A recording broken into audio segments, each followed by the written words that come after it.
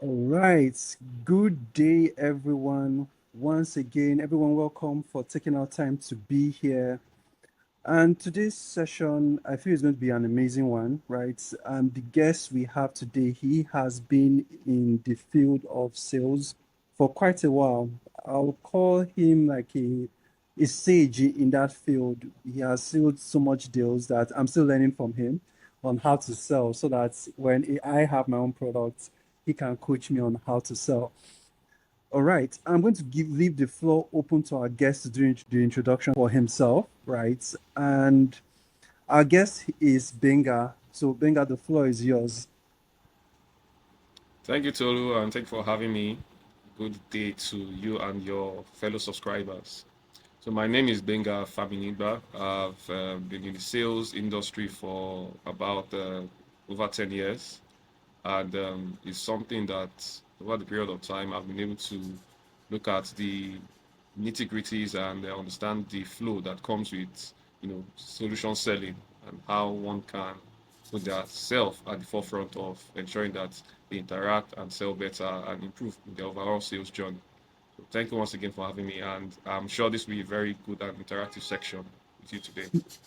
All right, Benga, thank you so very much. And I feel, hmm, I feel sometimes there's, I remember one story you told me, right? And it's your biggest deal, you sealed your biggest deal without even letting the customer know about the product, right? But I feel we'll come back to that much later and how you did it, right? So the first conversation I feel we should have is what were you thinking when you were going into sales? What was the big picture for you?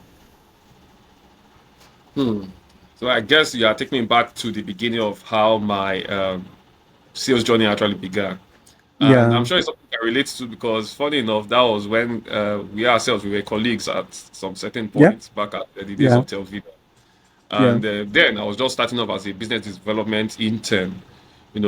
At first, one of the reasons why I even got myself into sales is that I did not want to be one of those people that would leave school and would be sitting yeah, down at home, waiting for a certain job or whatever it is to come yeah, through. I've known people that were at home after school 2, 3, 4, 5 years, nothing to show for it.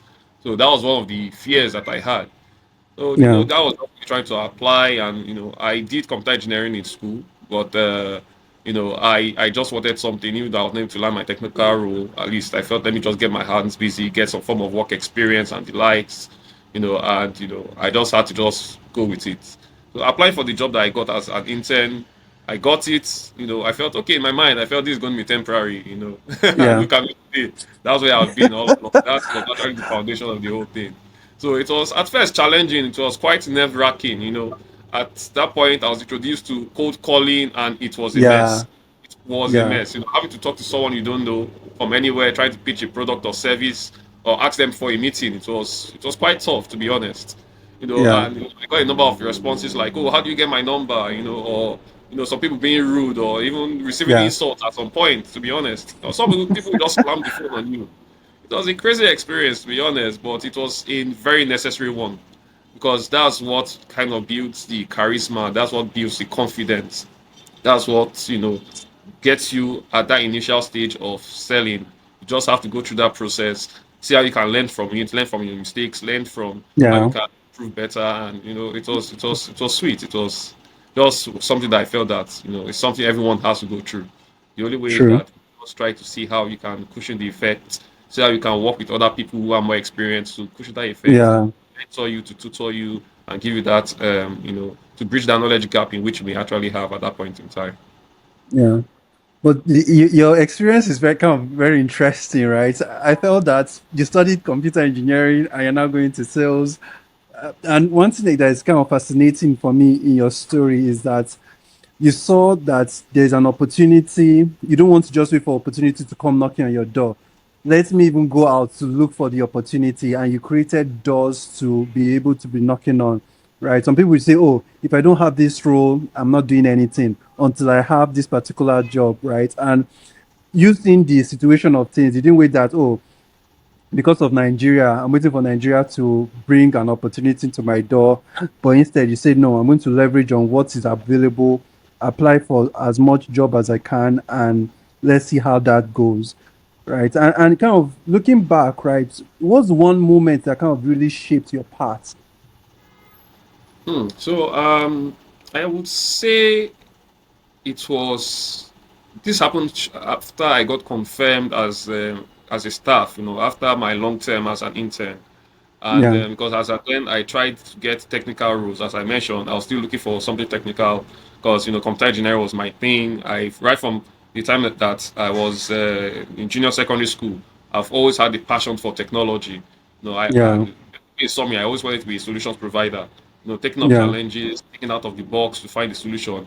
Even when people think that there's none, I try to look for those kind of things. And even when I was in the university, there was this particular professor or now a professor there was not a professor, now a professor, yeah. Professor Olani. He always says that he wants us to become, world class engineers. And that was my Mm, vision, to be honest. yeah, And in a way, it still is. So, after that time of, trying to ensure that I get myself in technical roles, it was not forthcoming. So I thought, okay, you know what? I'm here for now. Let me further my knowledge. And I enrolled myself for my MBA in Unilag with marketing yeah. specialization. So it was over the course of that program I began to appreciate the exposure that sales actually gave me. And I think that was what kind of really shaped my career direction. Mm. And for me, there's something that I feel. Okay, so I remember I was talking to a lady, right? And the lady was telling me that, oh, Tolu, because of the number of rejection she's getting, she's applying for jobs, the rejection are just coming left, right, center, and all that, right? So, and it feels like it's draining her. Her emotions are being drained. The rejection is kind of redefining her that maybe she's not wanted. And because of that, she just feels that, okay, if this is not for me, maybe I should just settle for where I am. Right. So I feel at different points in time, we allow rejection define us, not knowing that there's always a path ahead. Right. So, and it kind of leads me to the next question, right? You said something that kind of fascinated me. Do you believe that you'll be good at this role, or did it surprise you? Your current role in sales? Yeah, that's a very interesting question because to be honest, I was surprised because I felt no, this is not meant for me. A number Yeah. of times, as you say, one thing about sales is that it might not be, it's not a smooth journey at every single stage. You are always pressured with targets. You are Yeah. always on the spot. It's almost like a Yeah. pressure cooker. The moment you meet your target one month, the next month you might be unsure. It depends on what you might have Yeah. built on your pipeline. You might be unsure of what Yeah. might happen the very next month. So you might have a Yeah. certain deal that you are almost certain that it's going to close, and next thing you lose it, and all of that is lost. So those kind of things, made it quite difficult to really mentally put myself there, because I felt, at every single stage, it was almost like I was being chased. It's more like a wild Yeah. animal was chasing me, and I have to keep running and running and running. There's no place to find shelter. Yeah. So it's crazy because it came off as surprising. I never knew that okay, I'll still be in the role. I felt at some point I would even have to branch out. So many Yeah. things have come across my mind. As I said, it's nerve wracking. A lot of things come into your mind and all. I've had colleagues too who maybe were in sales. They had to even take a breather. They have to leave the job and say, okay, I need 1 or 2 years or thereabout. Let me recollect Yeah. myself. Let me get myself. It's crazy, but seeing myself and where I've gotten here today, it's something that I never saw coming. But Yeah. one thing that I always ensure that I do is that once I have a process of doing things, I have commitments to doing certain things. I have a Yeah. kind of should I say playbook that I go Mm-hmm. with, and I Mm-hmm. see that over time that has kind of worked for me. Even when I see that I might not be getting the exact result I hope for, I end up Yeah. seeing that I get some part of it, or at least maybe later on I'm able to Yeah. achieve that certain result, or see that it materialize over a period of time. Yeah. But there's something you said, right? And I think that's one thing everybody's always running from sales, right? They believe that they can't sell anything, that it's hard to make a sale. They have to be a salesman. And every time people have that conversation around me, I used to wonder, salesmen don't drop from heaven, right? They have built their skill sets. They have built, they became knowledgeable about the product they are selling. they start gathering information or how to become better. Just like you rightly said, you went to further your education, even in sales, in order to even sharpen your skills. So when you're picking up the call to even make a phone call, you're kind of having a forward thinking that okay, I know where this conversation is going to go because I have been trained in it and I now know how to navigate the conversation for it to be a closed deal, kind of, right? That's what I was picking up in the conversation, right? And for me, I feel there are some people that don't really know who a for I know your new role is like a senior sales account manager, right? But for someone who doesn't have an idea what to do on a day to day, can you kind of like throw lights around it? All right. So usually simply looking at it, I would say it's just a more experienced role, Yeah, because over time, as you said, they don't just drop from heaven. People don't just drop from they heaven. don't. You have to build yourself. Yeah, It's not something that someone can take knowledge and just put it in your brain. The yeah, experience, and it's not something you can read in a book and master it all at no, once. You have to ensure that you keep working at it and you get skilled at it. It's something that yeah, you have to practicalize yourself in it, and go beyond your comfort zone. That's one thing. And a number of times I tell people that I see myself, for example, I see myself as that I'm an ambivert, but I think I'm more of an introvert than any other thing.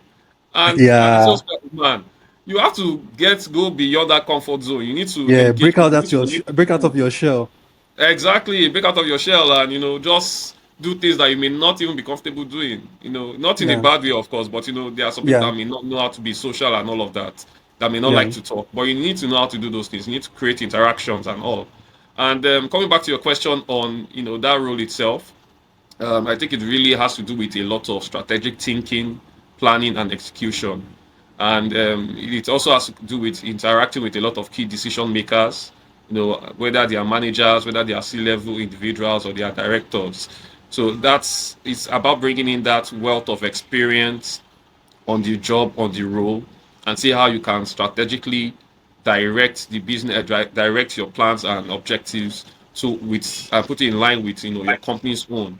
Because every company these days, there's no company that exists today that is not all about selling. You have to sell some form of True, product or service. true. So definitely, you need to see how you can align yourself with that company's goals and directions, and see how you can strategically put yourself in front and plan along with it. Because if you are not able to plan properly, you see that every single time, yeah, always, as I said, it's almost like you are being chased. But the moment you're able to, Yeah, yeah, the moment you're able to plan, you're able to be strategic. That okay, the moment I do this, I'm able to do ABC. The moment I hit this, I start planning for this. Have a good pipeline. Most of the time, like from my former organization, they say that whatever your target is, your pipeline should be 4 times or 5 times your pipeline. mm, The moment you're able to mm, achieve that, even if you're able to do 10% of that, yeah, you're able to achieve a whole lot. yeah, Just 10%, at least you may not meet your target, but you see the yeah, traction, see yourself building it up. So the moment you're able to yeah, strategically get your pipeline in check, going because it's the same amount of effort. If you are putting in effort to get a 10,000 naira deal, and you are putting in the same yeah, effort for 10 million naira, it's the same. yeah, It's mm, practically the same because you have to still mm, do the same engagement, spend the same amount of time, go for the same yeah, meetings. So why yeah, not ensure that you strategically look at those accounts, look at those things, and see how you can build up on that, build on your relationship, because you need to also network. Networking is also key. true, So build up on true, that relationship, both business and personal, because these people, at the end of the day, the people that you meet, they are human beings at the end of the day. So you yeah, need to form that yeah, personal bond and relationship with them, and also on when it comes to the corporate part of it as well. When it comes to the business angle of it, build that relationship yeah, as well, and see how you're yeah, able to grow that business. The moment you're able to get that deal, you look at the next thing you're going to sell. So if it's not like, oh, I've sold to this person and you now move on. No, you sell. Look for more things to sell. Look for how you can upsell. mm, You mm, understand? Look at how you can yeah, upsell with offer more products, offer more services. The more products and services you have with a certain customer, the more the yeah, customer will stay with you. It has this stickiness that comes with it. So yeah, imagine they have up to like 5 services. If you have yeah, just one service with them, and tomorrow they think the company feels we don't need this service any longer, they'll tell you yeah, they'll terminate whatever contract or agreement that they have with you. No hard feelings at yeah, all. Or even if you have like maybe 4 or 5 services with them, even if you lose one, you still have four right there. Yeah. There's already that Yeah. stickiness that comes with it. So that would ensure that you have customer retention. You're able to upsell, offer more products, offer more services, upgrade their services if we are offering that type of service that you need to upgrade. And Yeah. that really ensures that you have that managerial or management part of your account ongoing. And I'm sure in a way, you yourself, you would have seen a lot of that happen when we were colleagues, where we actually Yeah. related the number of customers. I think then it was like, Yeah. okay, I mean, not want to mention the company, but I remember me and you Yeah. did a There's no time. mention company names. Yes. But where we went for demos and the likes, and Yeah. even me just going in there, I had to ensure that right from the receptionist to the gate man to the IT team to the operations team, I was friends with everybody. In fact, it was almost the Yeah. only thing that remained was for them to just give me my own office. I say, Oga, please, you have already taught our staff. But that's just some of it. I don't know if you recall that time. Yeah. Several. No, actually, I recall several experiences from that time. That's the honest Yeah. truth. And for me, I feel there's something you're saying in the conversation, right? And something happened during the course of this month, right? So I had the opportunity to work with children between the ages of 3 all the way to 12, right? And there's some technical terms we're kind of mentioning, right? But how will you put it in their own terms, what you do as a senior sales account manager? How will you put it in their own terms? Because these people, these children, they have a very short understanding span. So if you need to kind of grab them, I know you mentioned a lot. So how do you capture their attention in as in how what you do as as a professional to them? Yeah, that's interesting. So, like now, this kind of takes me back to my nephews. They are about 10 and 8 years old, and there was a time one of them, the younger one, actually asked me that, "Oh, Uncle Benga, what do you do?" I told him I'm a salesperson. I said, "What is that?" So I had to now break it down for him. I said, "Okay." So I now had to give him an illustration. I said, "Okay, you see all these people that, or you see the land that your father just bought." He said Yeah, yes, because his dad actually bought a land one time and he told them about it. See this land that your father just bought. Somebody, your father did not know about this land. Did he know about it? Was he walking around? He said no, he was not walking around. I said good. Somebody came to tell him about the land. That yeah, person came to tell him about the land. I'm like that person. So when somebody's looking for something, I help the person find it and take him to the person that is selling it. So that mm, kind of gave me the understanding. So I told you I'm like that person that is in the middle. If you have two people that don't know each other, I'm that person that brings yeah. those two people together to be friends. Nice, So this person is my nice. friend. This person is my friend. I Yeah, bring both of them yeah, together. So I described yeah. it to him that way, and I think that was what was able to make him understand it. Mm. And for me, I think when you're giving this illustration, right, what do you think is one of the biggest misconception people have about your job? That's quite interesting because I think this misconception happens across sales, generally speaking. It's not just me in my own industry or vertical, but generally speaking. And it's unfortunate though, but I think it's something that I get a number of times. They say that, oh, salespeople, they are cheats or they are players or, things like that. Yeah, For the women especially, I know, like I heard someone telling me, "Oh no, I can never marry a woman that is in sales," and I think that's a very wrong misconception.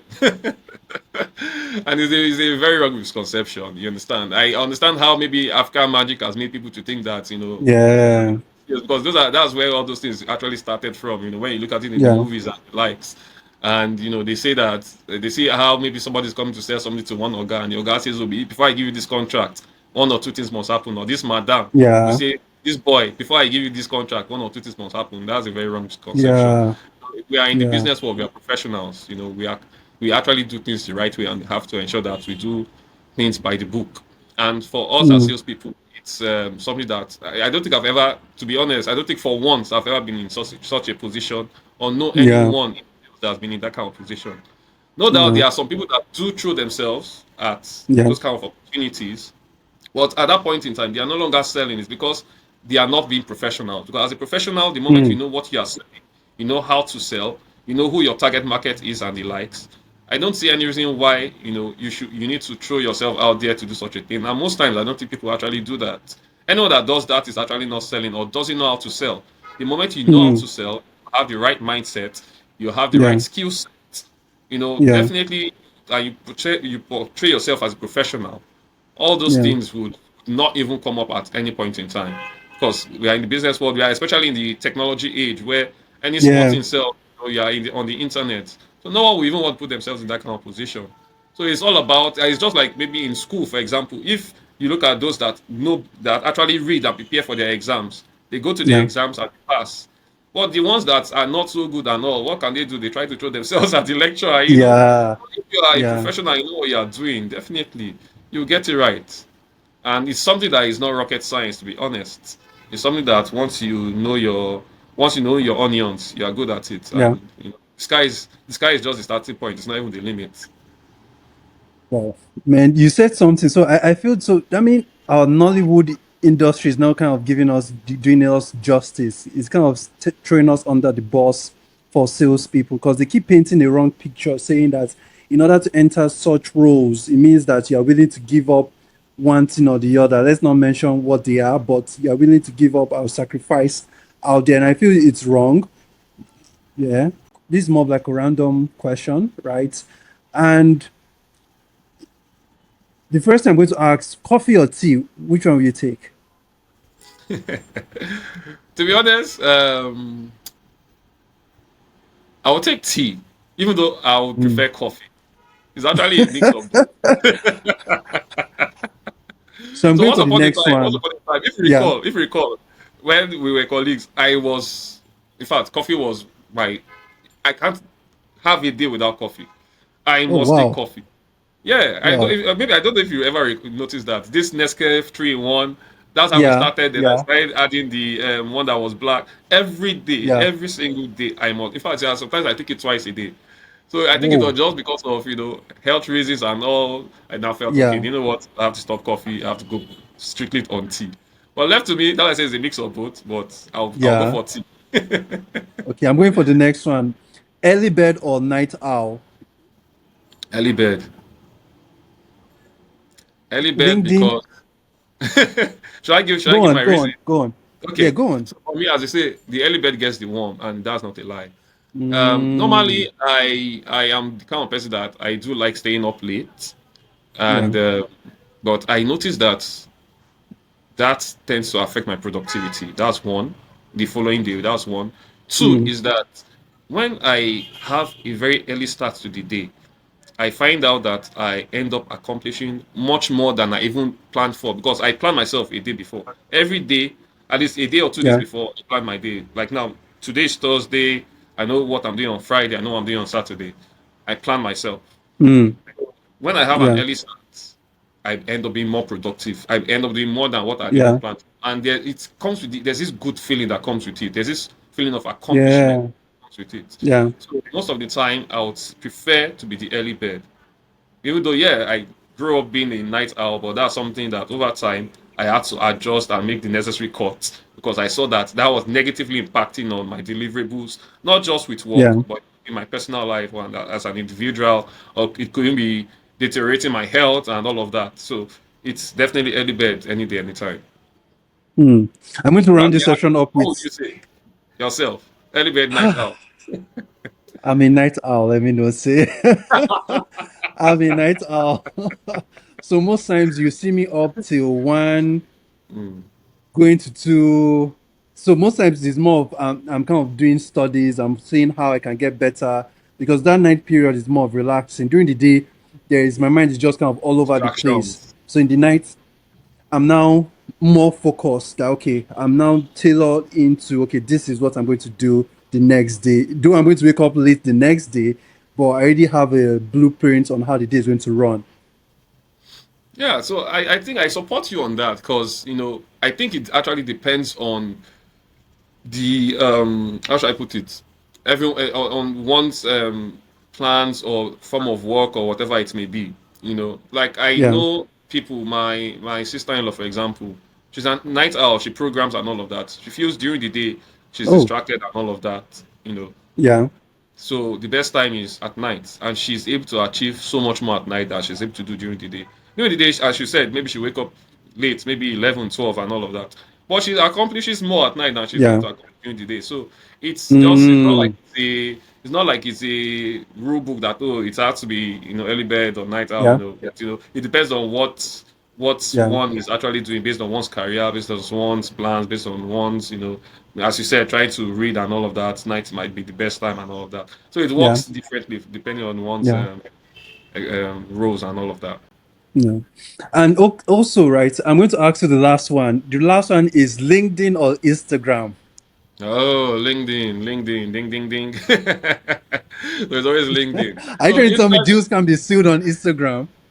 oh, they can be. So the thing is, selling. You need to, as I said, you need to look at your target market. If my target market is on LinkedIn, I Yeah. stay on LinkedIn. If my target market is on Instagram, Yeah. I'll be on Instagram every single second. I'll be on Instagram because that's where my target market Yeah. is. So, but for me, due to the Yeah. nature of my job and role, is definitely LinkedIn because that's where I can get the corporate clients, the business clients, people that can afford the type of services that I'm Mm, trying to sell. You understand? And then, because of the industry I'm also in, if, for example, I'm in the entertainment industry, I will not be on LinkedIn looking for who am I yeah. looking for really. You get that? What am I going to look for? I'll be on Instagram trying to get to maybe the likes of Davido, Don Jazzy and all of that, try to close some Yeah. kind of good deals when so it Yeah. just depends on where my target market is. Look for your target market. If you don't have a niche that you have already created, look for a niche that you can create yourself to specialize yourself to come out of competition so that you stand out. Then you are able to strategically position yourself to your prospects, and from there you close your deals. Awesome. I'm now going to go back into the session, right? And the next question, will I call it a question or more of a feedback from you? What's the most challenging deal you have ever worked on? You don't need to mention the client's name. You can just brief us on how it was challenging for you. So I've had quite a number of challenging situations, to be honest. There are so many that I probably have lost count. But I would say the one that was most interesting for me may not have exactly been the most challenging, but it was the most interesting, and it was because Yeah. I had to put myself beyond even my role itself as a salesperson. I needed to do more on that. In fact, I went full blown technical at some certain point, and that had to do with when that had to do with when there was a major deal to. I can say the product name, right? But maybe not company name per se. Or let me just I'll Yeah. describe. So the product had to do with like it was a presentation tool, and we were going to sell it Yeah. to a certain multinational, and they were going to, if it was successful, they're going to order for a certain, in fact, a huge number of units for that particular product. And Yeah. unfortunately, the pre-sales team, who were the ones that are usually in charge of going ahead for the demo and the likes of that, they were busy with a different project. And this is a deal Hmm. that I've been working on, and I have been given the opportunity to meet the CTO to have a demo, Wow. and and then I was just okay. I think I was beyond the internship stage. I was already confirmed and all, and I thought about it. How will I go about this thing in less than 24 hours? Or was it for either 24 or 48 hours? But I think it was 24 hours. In less than 24 hours, yes, 24 hours, I was going to demo a product that I don't know how the back end, when it comes to the configuration or whatever, I didn't know how to do certain things at the back end and all of Yeah. that. It was a challenge. So what did I do? I told myself, you know what? I know.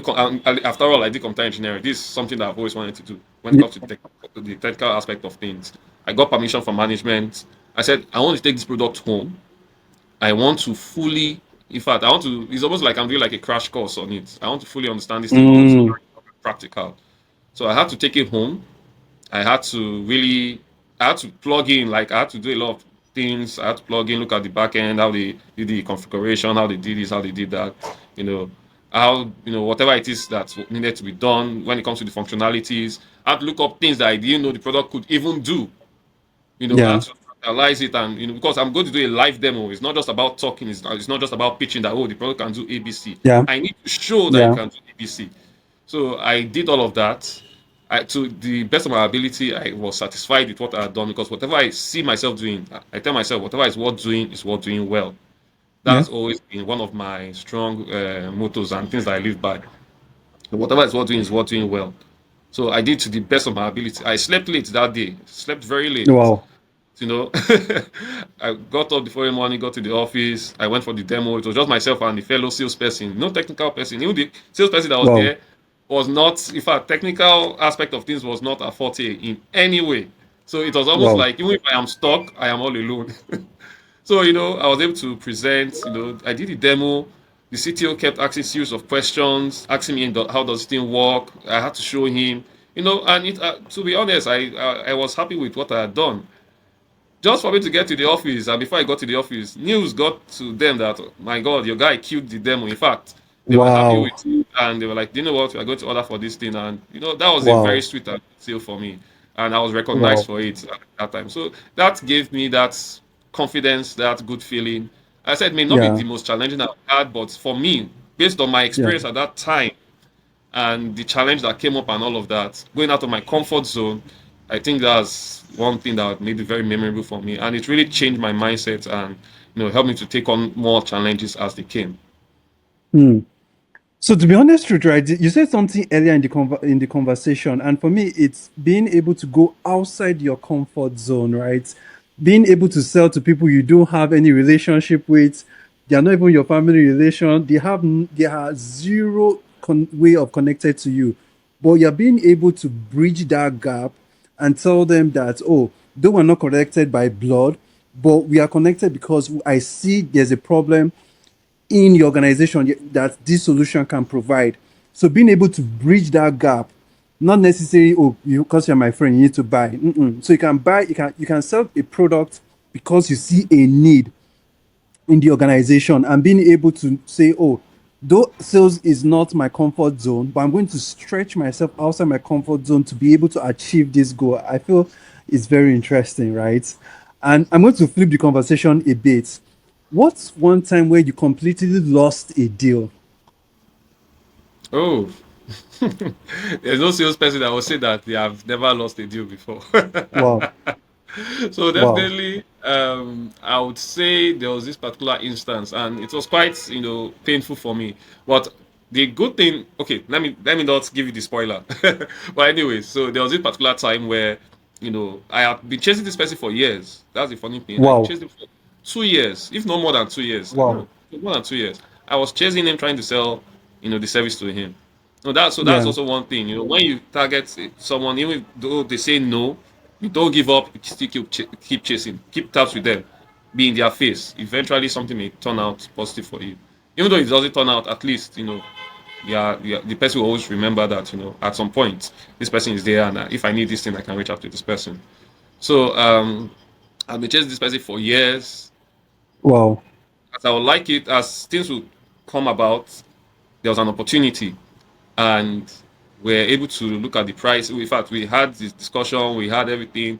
We're already on contract negotiation, you know, when there was a point whereby the commercial director of my former organization, said that, oh, I think that there's a pricing problem here.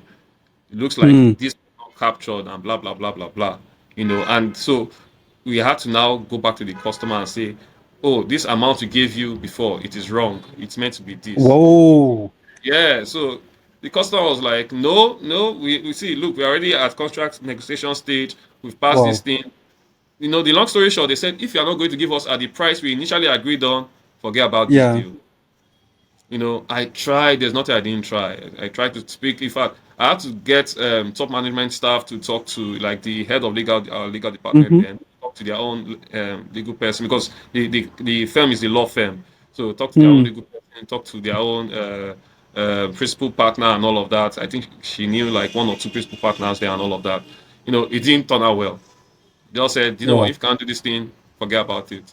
And that was it. I lost that deal. And it was Wow. quite painful for me because I had been chasing this guy.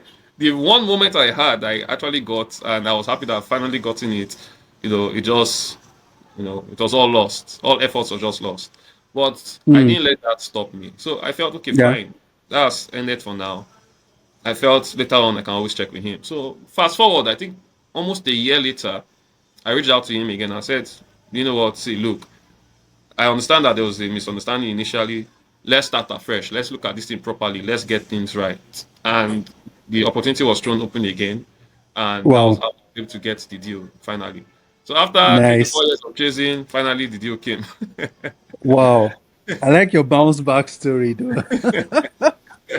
And you, what is, if I may ask, right? What was the first deal you ever sealed, and how did you feel about it?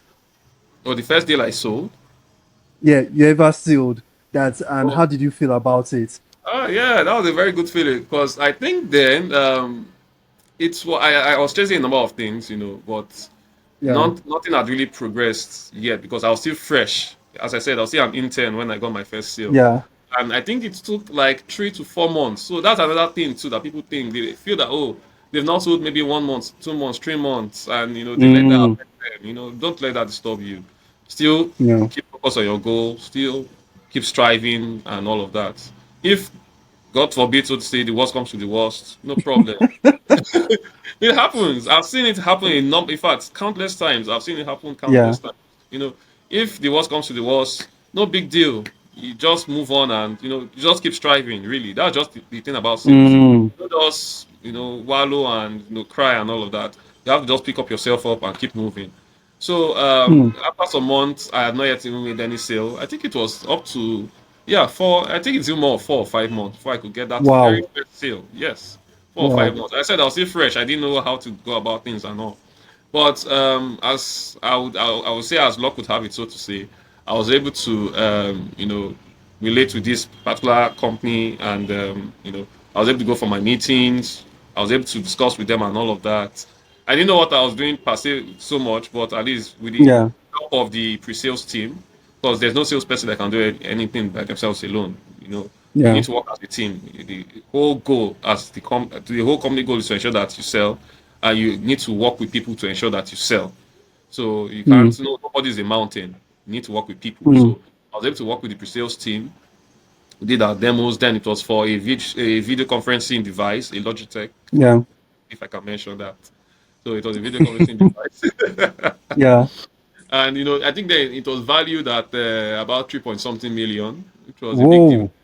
Yeah, which was a big deal then. So I know when I sold it, one thing about me, I try my best not to let all these kind of things get into my head. I feel that, oh yeah, I'm a Yeah. superstar and that kind of thing. Yeah. So because if it gets into my head, then it tends to it might unconsciously unconsciously it might tend to affect the amount of input that I Mm. now have to put. So even when I close any big deal till today, I don't let it. I don't feel like I've done anything. I just feel like, oh, Wow. I've done my job. So Wow. I've not done anything special. If maybe there's a Yeah. project and the project manager finishes, he delivers on the project, will you really praise him? Yeah, you might give him some recognition, but at the Yeah. end of the day, he's just doing his job. So I Yeah. just felt, yeah, I was happy about it because in fact I was ecstatic. In fact I was really really happy because that was it was like fresh air. I was breathing in fresh air because there Yeah. was pressure to deliver. But when that came in, oh, it was wonderful. There was this recognition then. I remember because they had this open floor space and all of that, and the Yeah. operator manager was like, "Oh, Mega just closed this deal. Please round of applause." Yeah. So I was really happy. But I didn't show it then. But to be honest, in my mind, I was like, yeah, I was really happy. But it was a good thing. It was a very good feeling. It was a very good feeling. Hmm. And for me, right, I kind of feel it leads to the next conversation where I'm now asking you what kind of opportunities are in sales that people outside the industry don't know about. So sales actually, for me, it opens doors to so many things, and it's one thing that people tend to undermine. As a salesperson, you are not just selling alone. You are networking, you are Yeah. building rapport relationships, you are Yeah. understanding the business angle to whatever might be going on in your organization. And that's why a number of times when maybe the MD of a company is leaving, they look at two people. They look at the CFO or Mm-hmm. the head of sales or the director of sales. True. True. One of those two people is always is the next person to usually go in line when maybe one MD is leaving or whatever the case may be, or up for Hmm. promotion. That's what happens a number of times. So for a salesperson, it's actually creates that opportunity to really climb up the ladder You understand? And it's something that a lot of people don't get to know or get to understand at some point. But when you look at it properly, you actually see that salespeople are one of the best people to actually ensure that they manage your company, because as a salesperson, you need to manage a lot of things, manage Yeah. relationships, manage that, Yeah. manage interactions, even when it comes to people relationships in the organization itself, not just outside.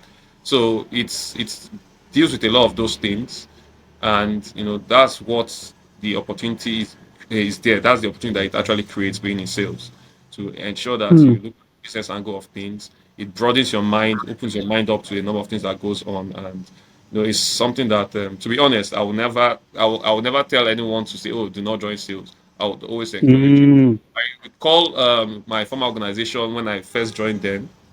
There was this guy that was in the IT department, and he told me, "Oh, Benga, please, I want to get into sales." And you know, Oh uh, wow.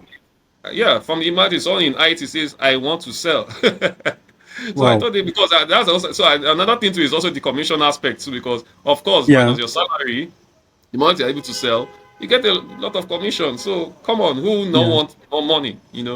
So I told him, yeah, like, guy, go for it, shoot it, like, do whatever it is. I knew it would be difficult for him to get a sales job in the organization we were working with them, being a multinational and all. They want someone that has more experience, not just someone that will Yeah. come and let the job.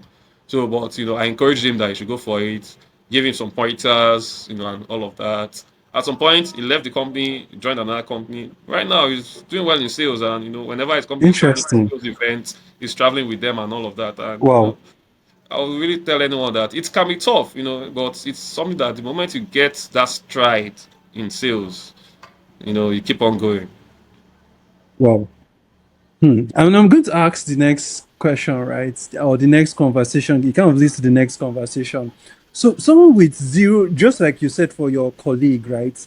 He was moving from IT into the sales department or sales team, right? So, what would you say to someone that is watching us right now that have zero experience, but they want to just get started? Where would they start from? So that's a very good question. First thing is that you need to remove that fear, that concern of what if Mm, I excel, because sales yeah. comes with a lot of fear, comes with a lot of concern. Yeah. As I say, maybe if compared to other people that their job description or their KPIs that they usually use to measure them is something that is easily Hmm. measured. You understand? If you don't work, if maybe as a let me think of someone now, maybe in procurement, for example, if you don't work, there's no result. You understand? So you have to do Mm, something. You get it. It's like the moment you do 1 plus 1, it's going to equal 2. There's no big yeah. deal about it. But in sales, it can be 10 plus 10, and you are getting one. You won't get 20. So that's what about sales. 10 plus 10, you are not you get one. Whereas somebody that did 1 plus 1 will get 20. So that's what about sales. So I tell anyone that is just joining sales, first of all, remove that fear, remove that doubt, remove Yeah. that Yeah. concern. Don't get anxious about how you're going to go about it. I would say you should start it, just take that, so to say, leap of faith. Try and see how, Mm, and always ensure you strategize, plan, look for people to mentor you, or people to give you some bridge that knowledge gap you may have. Develop yeah. yourself. In fact, the basic thing is to ensure that you invest in yourself. That's just the thing with Yeah. sales. Invest in yourself in form of taking courses. There are LinkedIn courses you can take. There are some courses that are actually free. You don't need to even pay for some of them. Take all Mm, those free courses, you know, ensure that you practicalize all that you need to do. Go for show events, meet with people. You definitely make mistakes along the line, and it's fine. You yeah. will definitely make mistakes along the line, but don't let those mistakes put you out. Learn from the mistakes, move on. Learn from it, move on, and that's just it. Just need to keep putting that effort. As you said, no salesperson drops from the sky. You have to just get that At experience. all. At all. Exactly. You just get that experience. So the best thing is to just get that hands-on experience, and with time, as long as you keep on going at it, and with the right people around you too, that's also very important. You will definitely get there. Because I know that for me, there are sometimes I had the right people around me, and there were times I did not have that. And because I did have those things, I knew how it felt. So Mm-hmm. when people came to meet me, there's a certain friend of mine that were colleagues. When he came in, he didn't know anything about sales. Till today, we've known Yeah. ourselves for how many years now? Maybe 7, 8 years. Till today, anytime you meet someone, he says, "Oh, now this guy helped me. You know me for this guy. Everything I know, Oh I don't go know wow. anything." You understand that kind Wow. of thing. So ensure you have the right people around you. Once you have the right people around you, try to ensure that you don't backbite, don't try and put anyone down or Yeah. whatever. Even when you get there, always let it keep going. Always lend a hand. Try and see how Yeah. when you are able to improve on yourself. Don't hoard any knowledge. Try and pass it on to the next Mm, person. And with that, you tend to grow yourself, and you really do well and excel well in the role. yeah. And for me, as you're talking, one thing stood out for me is being able to take a leap of faith, right? Despite the fears, despite the doubts, despite the anxiety, you're still being able to take the leap of faith and say, okay, I'm still going to try this. Though, just like in your own story where you mentioned that for 5 months, you're reaching out, but those deals are not being closed, but you're just still reaching out, still taking that leap of faith. You're not letting the doubts of yesterday hold you back. Each day, you're still reaching out, still sending cold emails, still making phone calls, and you're still kind of moving forward. You're kind of failing forward while moving forward.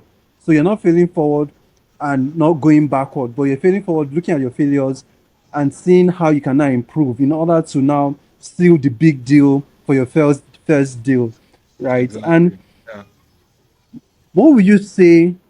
We have the emergence of AI, right? So what would you say with AI, artificial intelligence? Is it going to kind of take salespeople out of their roles or take away their jobs from them since they will know how to pitch better? Or what will you say? What do you think about artificial intelligence in code? In fact, I would say that first of all, AI cannot do the whole human interaction that happens because for a sale to really go well, you need to interact with people, and it might not be Mm, one. Sometimes, yeah, physical interaction is there, but with technology, even without meeting someone, you are able to close a deal. You might just be sending emails and you are closing deals. You understand? And I'll say that AI, yeah, instead of people being scared about what AI will do, I see it as even yeah, helping because even me myself, mm, I remember how when I first started, my email, the texture or the quality of my emails were not so good. In fact, I made a lot of mistakes when sending emails in terms of the tone, in terms of certain things, in terms of even proposing certain solutions and all of that. I made those kind of mistakes. It happened a number of times, but with the adoption of AI now, I see that people would be able to use it to even improve on themselves, even if they don't know anything. yeah, They're able to use yeah, the AI as a tool to help them sell. yeah, So AI is instead helping you to sell better, mm, helping you to maybe construct mm, that image better, helping you to propose yeah, solutions. If you don't know the solution, you might yeah, just like might go to Chat GBT, type certain things. Oh, yeah, this is what my customer requires. I don't know, blah blah blah blah. What are the options? And then you get a solution, and you're able to learn from that. You may not even need to yeah, go and meet someone to tell you, okay, show me or teach me this thing. You're able to go, even if you're going to meet such a person, you are going with some form of knowledge. You're not going, with, true, know something. So when the person is coming in, says, okay, no, instead of this thing, change this, do that. So AI instead is going to help, you know, people generally, salespeople, wherever you are. If you are a salesperson, you are in whatever role. I see AI as something that is a wonderful tool to help people to even excel more in their roles. yeah, Definitely a salesperson. I don't think there's in fact the time that ChatGPT came up, I was even telling people, okay, people that didn't know about it, I told them, why not use this thing? And they came back to me and said, Benga, this thing has in fact they said, Benga, in fact, you don't know what you have done for me. I didn't know about it. Funny enough, I yeah, don't know. I'm like, how did you know about this thing before? They said, Benga, I don't know that. Thank you for showing me the light, showing me the way and all of that. And AI is something that I feel that everyone should use as a tool, and it's really going to help everyone. We don't know how it yeah, will evolve over time, but at least for yeah, now, see it as a threat. To be honest, I see it as something yeah. that would definitely help every individual. Awesome. I like the way you're saying it because sometimes people are having, there's a conversation out there where people are saying that AI will take over people's jobs, and there is this anxiety out there telling people that you better buckle up. So people are now having anxiety attack and all manner of doubts and all matter of fears going on, right? And Yeah. thank you so much for sharing that. It's very important actually, using it as a If I may ask tool, you, what's not your own take just on it? I would like to hear from you. Uh, so for me, right, I have different takes from, to be honest, right? I had a conversation with a friend, I think day before yesterday, and I was telling the person that, see, AI is not meant to be leading us. We are meant to be leading AI to the direction we want to follow. So, for example, maybe I'm trying to cut into your space of sales or a particular SaaS product that you're selling. So, rather than me saying that, oh, I don't know anything about it, just like you rightly said, why can't I just find information? What is SaaS? Software as a service. What am I going to what kind of software can I learn from it, or what kind of products are on it? People can say, oh, school system. Oh, people can say, oh, CRM. People can say all manner of products, right? But based on the company I'm targeting, how can I use those tools so that when I'm in interview, I can be able to kind of scale through the interview and be able to secure the job. So I see it as a tool, not as a human being in quotes trying to take over my job, but someone that is trying to assist me to function better, so that when people are asking me questions, I won't say I do not know. Under a snap of the finger, I already have an idea what the person is saying. I can now have conversation, meaningful conversation with the person, and I now know how to address the person. Yeah, exactly. In fact, that's even just what you just said. Even remind me about a time whereby I was having this meeting with a particular client virtually, and there were some technical things that were coming up, and I wasn't able to follow. But I was able Yeah, to just quickly, I just went there, typed it, looked it up online, able to use ChatGPT and all, and I was able to now. It now gave me this breakdown of the things that I needed to that I just needed to just pick up on. I mean, not have been able to take my time to look at it because it was an yeah, ongoing meeting. I was able to look at it and I was able to understand it, and I was able to now chip in.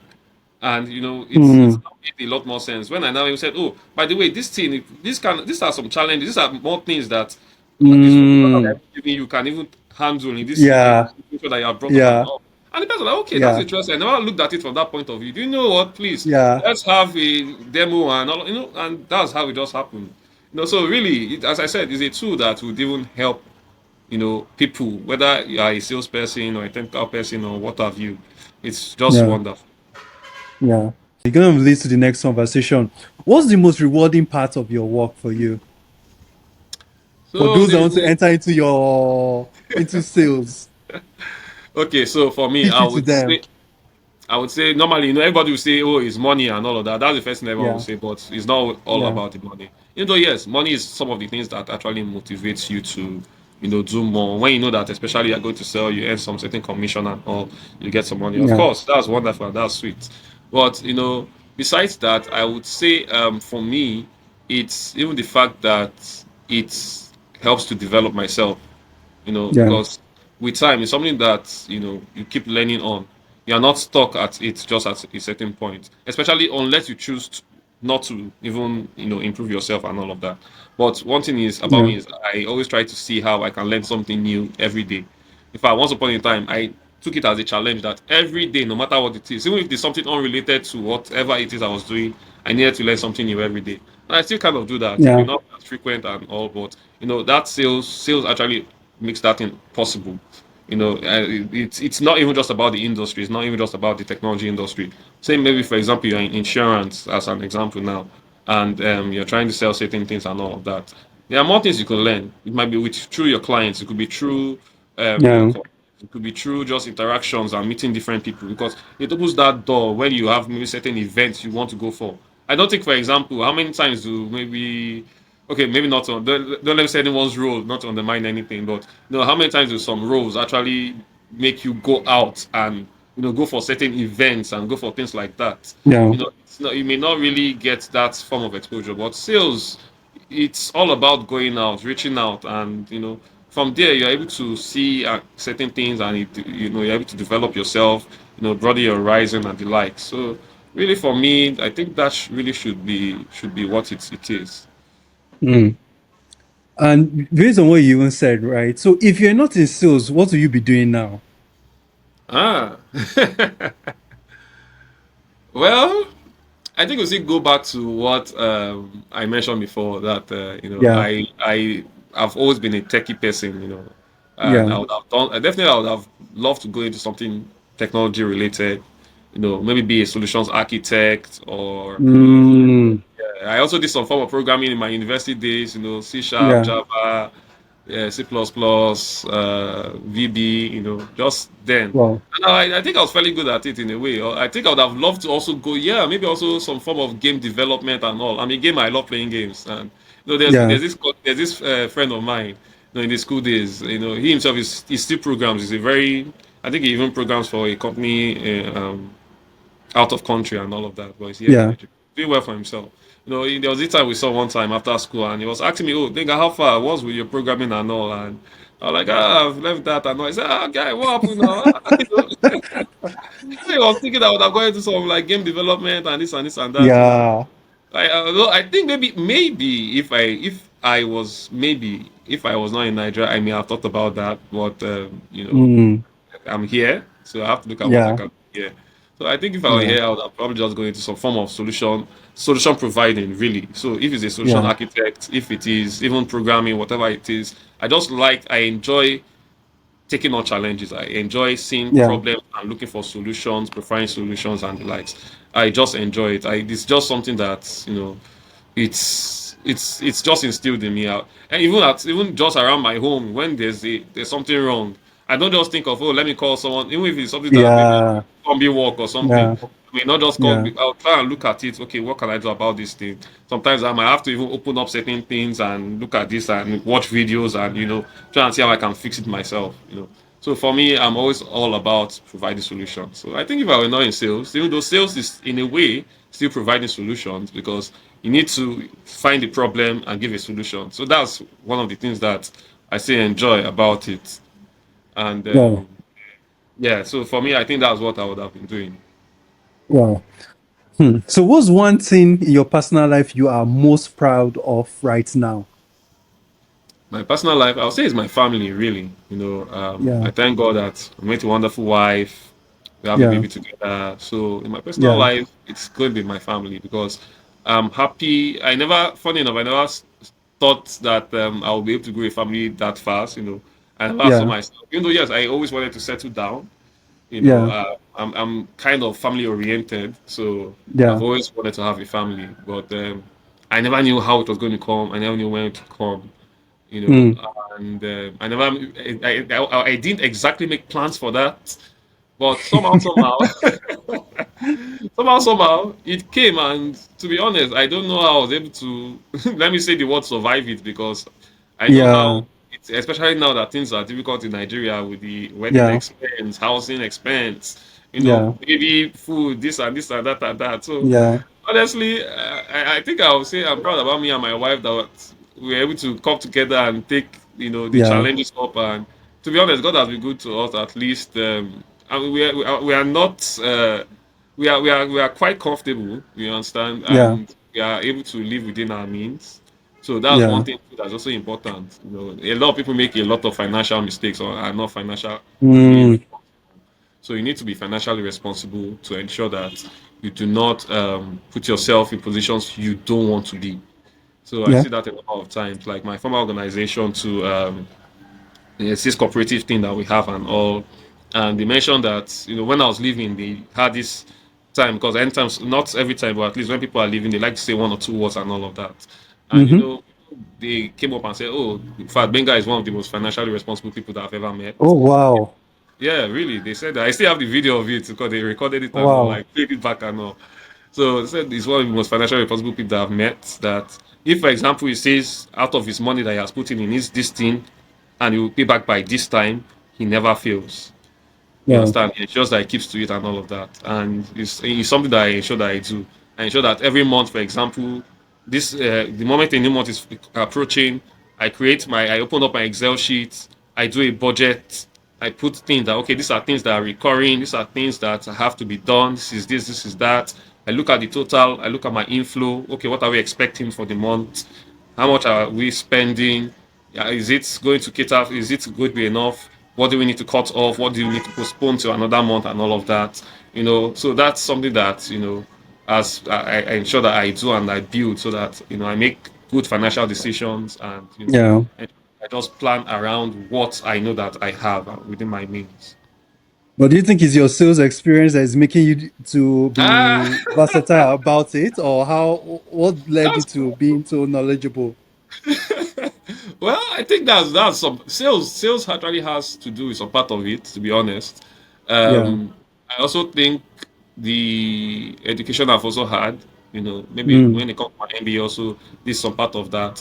Then there's someone to yeah. that. I think that person was also the one that kind of gave me the idea. That was I think that was as far back as maybe 2015, 16. No, she is an Yeah. accountant, based on profession. I think Yeah. yeah, she was able to do her ACCA, but later now she's in fact some years back she's been ACCA certified and all of that. Wow. So she herself, whenever she's doing stuff, she shows me budget. This is how she does her thing and all of that. I'm like, wow, I love this because with this you keep track of your expenses. You know that you don't Yeah. overshoot things and all of that. So when she started doing that, I started imitating it. Then came the sales thing, and came my own when it comes to the educational part of it, because during the Yeah. MBA you get to look at the financial part of things, the accountant part of it, Yeah. the management part of things. So all of that I think put together is just what made me develop that thing in myself. Well, I'm coming to learn from you actually after this session.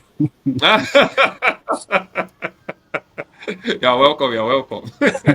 So I'm going to ask you some random questions, right? Win a small deal fast or Okay, a big deal slow? Which will you go for? I would say a big deal slow. A big deal slow Mm, for me would be much more better.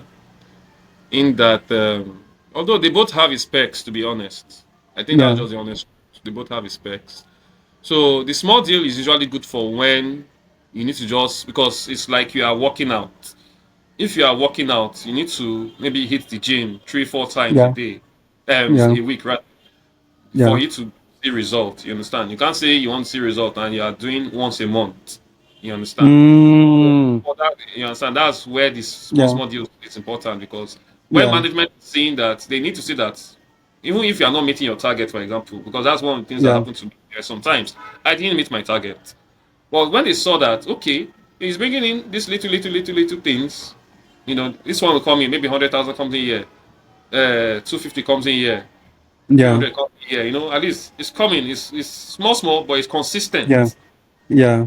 It's a good thing because they are looking at the consistency. They know that all they need to do is channel that consistency the right way, or Yeah. from there, those small small deals that you're working on, at least we are putting a leg into all those companies. So over time, Yeah. upsell and sell higher to them. Yeah. So that's where it makes sense when it comes to these little little deals. But when it comes to the big deals, the chunk deals, the ones that that will shake everywhere, those kind of things, to be honest, those deals don't just happen every month. Yeah. It takes time Yeah. to work on it. You can work on that thing. It can take you 6 months, 8 months, 1 year, Wow. 2 years for that kind of deal to Wow. close. It has happened very well. In fact, I have had those kind of deals that it took 8 years, say 8 years, sorry, 8 months to Wow. close, and it was hundreds Wow. of millions of naira. You understand?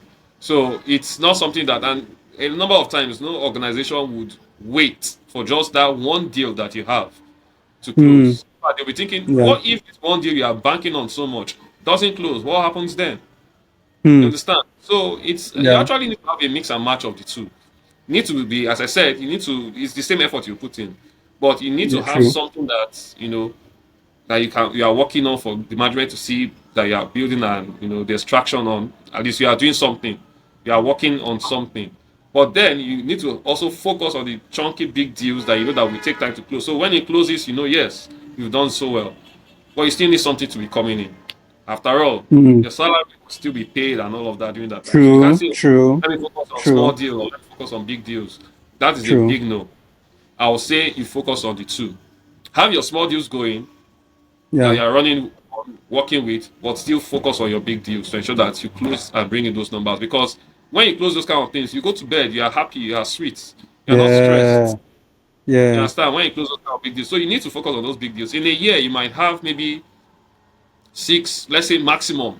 The highest you should even have for that kind of thing is maybe 10 big deals like that in a year. That's even at the Yeah. maximum. You need to Yeah. focus because the amount of time that you give those things needs to be. top notch. So let's say you might have 10 of those deals in a year that you are closing like that. But then the small ones you are closing, you may have tens of maybe hundreds. You understand? Mm. Maybe 80s, 90s, hundreds, Yeah. whatever it may be. Just to ensure Yeah. that something is coming. You are working on something, management is seeing traction, they are seeing Yeah. activity that is being that would lead you to close more. And definitely you need more of those things because those accounts over time will grow. But imagine if True. you are just having maybe five of those things in 1 year. You can't just have those five clients in 1 year and what happens next year. You understand? You can't grow from Yeah. you may not be able to more or get more from those five clients the following year. But when you have Mm-hmm. maybe 80 companies you have closed some little deals with, you're able to find more with them, you're able to grow more from them, get more opportunities, get more referrals, and Mm-hmm. you're good to go. So Hmm. they are both needed, to be honest. Both are True. needed. Yeah. True. So I'm going to ask you the next one. In-person pitch or online pitch? I always go for in-person pitch. It just has even though, yes, we are in the technology age and all. It's easier to pitch online, but it tend when you're Yeah. online, you tend to lose this connection. When Mm. when you're there physically, especially when it's someone that you've not met before. If it's someone you've met Yeah. before, oh, why not? The relationship has already been established. Yeah. So online is nothing. At that point, you're not even pitching any longer because there's a relationship. But the moment you are meeting someone that you don't know so much and all of that, it just needs to be physical. So I will always go for physical any day, anytime. Especially when it's within my needs. If it's that maybe Yeah. it's out of country or maybe very far out of state. In fact, there are some times that there are some deals that you might need to even go out of state for. But Yeah. you have to check sure that maybe once you go, you are selling this deal, you are getting a PO, you are Yeah. getting a contract. That's when you might want to go out of state for and all of that. But in person is always the best any day, anytime. So there are a number of salespeople that I know that try to shy away from that. Mm-hmm. Try to do virtual and all. I would say if it's within your means, try your best not to do the virtual engagement. Let it be physical. Let there be some form of emotion. Let there be an emotional connection between you and the Yeah. person. Let there be Yeah. some interaction between you and the person. Look at the person's body language. You understand? Mm. When you're saying certain things, when you see the person, you're able to know, okay, is this person buying into what I'm saying? Well, instead, the person can hide behind the camera, might be doing something else, and you're just talking and you don't know what's going on. So those Yeah. kind of things happen. But when it's in person, you have the person's full attention. You have the True. person, you have the person's full attention. You're able to discuss. You're able to pitch properly and the likes. You're able to look at the body language. Maybe able to also find other opportunities because when you go and see the person, that's when maybe when you are entering, you might see that okay, there are maybe maybe you hear someone complaining that our network is really bad, or Mm. what about the laptops? We need to replace our laptops, or we need to do certain Yeah. things. If you are not there in person, you may not hear those things, you may not see those things that you can use to Yeah. upsell or even sell more solutions to them. So in person is always the best thing to go for. Mm. Okay. I mean, it kind of leads me to the next conversation, right? So I know you have been in this sales role for quite a while, right? So where do you see the future of sales going in the next 5 years? Oh, sales for me would always be something that is needed, as I mentioned. So, say in the next 5 years, I see it being something that people can really leverage on, especially with using technology, to Yeah. sell. So, for me, I look at it that people need to ensure that they grow as sales is growing. When things are changing in forms of technology or whatever it is, you need to move Yeah. with it. So True. there's nothing that is done one way and like there's a one way of doing things. It will always change. Things will always evolve. So you need to ensure that Yeah. you're also evolving with it. So sales on its own will definitely evolve into different things. It could get to a point whereby people are no longer doing, for example, even this in-person selling. Maybe things are always Mm-hmm. done online in the next 5 years. Yeah. Maybe no one is even doing in person any longer. People are looking for Yeah. things online and all of that. It could change to that dimension. So you need to be ready for that change. It could be that people are making inbound requests more, and rather Mm. than outbound thing that people try to that we Yeah. salespeople try to do. So whatever it is, sales might be going more, inbound because of technology and the likes. People might be opening Yeah. up platforms where they are able to link. If maybe a certain person needs certain form of service or whatever, they are maybe companies that they see reviews from. You can reach out to them this way and all of that. If it's going that direction, you should be ready to move that direction. So to be Mm. honest, I see that. with time, things technology will change a lot of things. It will change the True. dynamics of sales. It might even change the dynamics of foundational sales that we know of today that Yeah. might even change. So the point is, we all need to be ready for that kind of change when it does happen, and move with it. You know, as it's advancing, we advance with it. Because if we decide to stay away from it, we'll just end up losing out at the end of the day. So things True. change, move with it. That's the important thing. True. And I'm going to ask you, there's this conversation I always like asking people, right? What's one piece of advice you give to your younger self starting out? What would it be? That's quite interesting. So for me, my younger self was very, very. I won't use the word scared. Was very nervous. I was a very nervous person, you know, because I didn't know how things would turn out for me and all of that. So I would just tell myself, you know, guy, you're on track. Just keep Yeah. doing whatever it is you are doing. You will have fears, you have challenges, but never let your fear or your emotions lead you. You need to control your fears and emotions. Don't let them control you. So for me, I would really advise myself to really, Mm, you know, take the bull by the horn. Where there are obstacles, where there are challenges, they can never be there for long. You know, especially when you do something about it. You can't just say, "Oh, I can't do this thing," and then you just, you know, do nothing about it. You have to ensure that when there are challenges in front, you tackle it. If you tackle it and you fall, stand up again, tackle it again the second time. Keep hitting at it, keep hitting. Eventually, that wall will break down and fall. So it's important that, you know, one has to ensure that one keeps moving, one keeps pushing, one keeps going be over and beyond the challenges or things that might disrupt someone as a person. Just have to keep doing that to ensure that you build yourself, build strength, build focus, build, you know, interaction and processes to ensure that you yourself, you know, become better, a better version of yourself. So definitely, I'll tell my younger self to ensure that, yeah. you know, keeps doing that, because that has been my mindset right from the time in my university days and all. You know, I always had that mindset because even at the university stage, I was like the course rep for all my courses almost throughout the 5 years in university as an engineering student. So and I was also in, like, I played basketball. I was a captain of the basketball team. There are certain challenges, whether when it comes to me as a sports person, or as regards you know, the academics and the likes, or relations with the lecturer and the school, you Yeah. know, like that. I can even chip in a story. For example, there was a time where, unfortunately, there was this video that went, that I think was recorded in the female hostel, and somebody spread it around in the school and all of that, something of that nature. The school got to hear about it, and they said because of this, they wanted to ban smartphones from the school. You know, and we had this Wow. for school. I can't remember whether teacher student for more like a teacher student forum, whereby, you know, we the students will speak to the school authorities and they will give us feedback on certain things and all. So people were talking, and you know, people were talking about other things, complaining about maybe the school hostel is this is that, that is that, and me, I was like, why is no one talking about this issue? I knew that that's what was on everyone's mind. No one was ready to talk about it. You understand?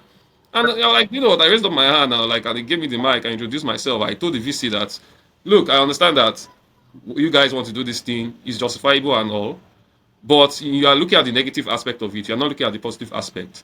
I said I am a Mm, rep. Then I think it was BlackBerry we were using and all of that. So I said I'm a course rep. When there are certain classes or there are certain changes or certain lecturers want to pass certain information across, I use this smartphone to communicate with my colleagues. If the school wants to ban this thing, then you guys should be ready to place me on salary where you are going to be giving me credit on my phone.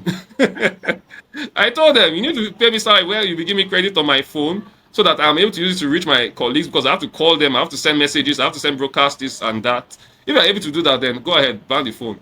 But I told them it will not make sense because we use these things to communicate. It eases off communication. There are sometimes lecturers might call 15 minutes to a certain time and say he's coming for this class or he's not coming for this class.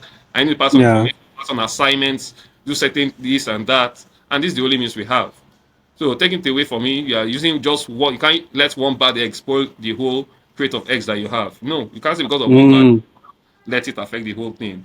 You instead try and find a way around it. But you know, I kind of just spoke my mind and all. I know as I was speaking, people were cheering. You know, it was quite interesting. And just because of that, the VC said, you know what, right there and then he said it. Just because of this, they are not going to ban smartphones again. And everyone was happy Wow. with that. So that's one thing that I've always had. I've always had that thing of where there are challenges, I don't just shy away from it. I try and take it by the horn, people by the horn, push beyond it. I don't fear anyone. Even if, for example, I see the president today, I Mm, will give you due respect. But if I need to say anything, I won't say it out of fear or whatever. I'll speak my mind, yeah. because at the end of the day, we're all Yeah. human beings. Nobody's greater than True. any other person. So I say everyone has one and the same. Even if somebody is a cleaner, I give you the due respect, greet you, good morning, sir, good morning, True. ma. Even if you True. are a gate man, a cleaner, whatever, I see everyone as one and the same. So for me, Yeah. that's one thing that I've always instilled in myself, and I try to live by that. Wow. Man, thank you so very much. I'm going to round up this session by asking you one final question, right? If you could put one sentence on a billboard for the whole world to see, what would you say? I would say that would be invest in yourself. I'm sure I said that earlier during our session today. I mentioned invest in yourself. So for me, it Yeah. would always be to invest in yourself, because no one is going to do that investment for you. Even if anyone is going to invest in True. you, you need to first of all invest in yourself. The person has to see that, okay, this person has achieved this or has done this or has done that before even coming Mm, ahead to invest in.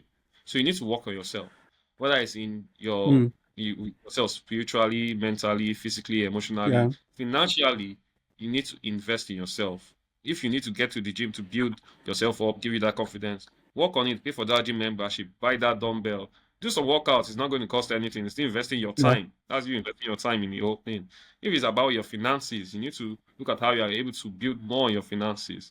Look at things you need to do. What do you need? Do you need to start up a business? You need to do this. You need to do that. Whatever it may be, invest in yourself. You need to develop yourself mentally, broaden your horizon, be more knowledgeable, know how to know certain things, ask people certain things that would help you to, bridge that knowledge gap, as I usually say. Whatever it may be, you need to just invest in yourself in all things. There's nothing that I think can be more important than investing in yourself. You need to ensure that you do all it takes to put yourself, especially above competition, because whether you like it or not, whatever you are doing, somebody is doing it, if not like you, better than you. True. So how can you True. surpass that person? How True. can you be the number one? It is in working on yourself. You cannot be better than someone that is better than you. For you to be better than that person, you need to do something that is better than what that person is doing. And how will you know if you don't invest in yourself? So nothing Mm, can nothing can come off better than that. Always invest in yourself. wow. And for me, right, I think based on our conversation you were having today, I'll say my own word is fearless, right? Because you kept talking about a different stage. The place of fear, the place of what if, the place of doubt, the place of anxiousness, the place of taking a leap of faith. So for me, I'll say my own word is going to be fearless. Even though you're afraid, still do it afraid. Even if you're not too sure of yourself, still move forward in fear. As long as you're moving forward and you're investing in yourself, I believe the you keep opening grounds for yourself, keep opening doors that you never thought possible, because you're having a strategy of forward thinking, and that is a way of unlocking so many opportunities that are ahead. Yes, in fact, that's a very good one, because, as you mentioned, you need to be fearless. Because if you allow fear to control you, I True. mentioned that a number of times, if you don't take away that fear, you won't be able to progress or move on with certain things that you're True. meant to do. So, fear cuts you off, it True. restricts you, it limits you. But the moment you're able to go beyond that, then, nothing holds you back. Whatever chains or whatever shackles that, True. that fear might have on you, you're able to break free from it, and then you're a free man. You're able to do whatever it is you can do. So that's a good one. True. Yeah. Thank you so very much for taking our time. We spent Too. over an hour. Thank you for Thank you so having much me. for being here. I know you're supposed to be selling. Yeah, I know you're meant to be selling $1 million deals, so I'm going to Yes, let so you go. But thank you so much for taking our time to be here. We truly appreciate your time and we do not take it for granted. So thank you so very much. Thank you too for having me. And to Thanks. your subscribers, please subscribe. And you can also check me up on Yeah. LinkedIn, Faminigba. Feel free to follow me. Feel free to enter my DM. I'll respond. Anything that you need helps with or whatever. I'll try my best to do to my own ability. So yeah, I'm reachable and I'm always here. Yeah. And I feel that for anybody that is watching this video, if you're looking for the next salesperson to handle your sales team, Ah, please reach out to him. He has done a fantastic work in the conversation we had. And I personally know him. I know he won't disappoint. I trust what he does. Thank you so much. thanks. God bless you. It's a pleasure. Thanks so much. Have a nice day. Thanks. All right. All right, guys. Thank you so very much for taking our time to watch this session. We truly appreciate you tuned in. So, guys, remember to stay out to watch the next one. For those who haven't subscribed, please, it will do us a lot of good if you subscribe to the channel. And when next you see a video, please share it with someone who is willing to come into the IT field, not just the IT field, but into into fintech, IT, the tech industries, tech space. For all those who are willing to come into such space, please share this video with them. But most especially, engage with this video. Thank you so much for being a part of today's session. As much as possible, we'll share more video and more content around. Right now, we're still in our series of career transitions, and we're bringing different professionals to talk about their own path on how they entered into technology spaces. So feel free to like, engage, and please share. The next video, please look out for it and please share. Thank you so much. God bless you.